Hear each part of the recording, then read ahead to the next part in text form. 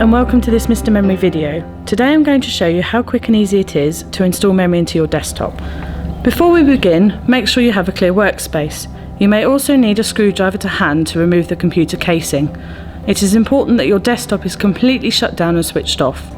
To prevent potential damage to the memory from anti-static electricity, it is a good idea to discharge yourself first. This can be done by simply touching a grounded metal object such as a radiator.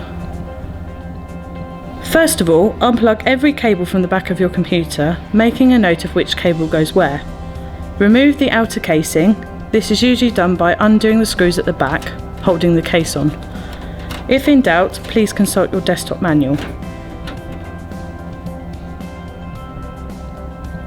Lay the computer on its side. Inside you will see the motherboard, which all the main components are plugged into. Next, locate the memory slots where the existing memory is installed. Gently move any cables blocking access to the slots to one side. If you are replacing the existing memory, pull the clips at either end away from the memory module and gently lift to release it from the slot. If you are installing the new memory into an empty slot, simply pull the clips apart ready to accept it. Take the new memory you are going to install, hold it by the edges and locate the notch. Line this up with the notch on the slot and carefully insert the memory. Apply a firm, even push to ensure the memory is fully seated in the slot until the clips either side automatically snap back into place. Refit the outer casing by carefully aligning and screwing it back into position.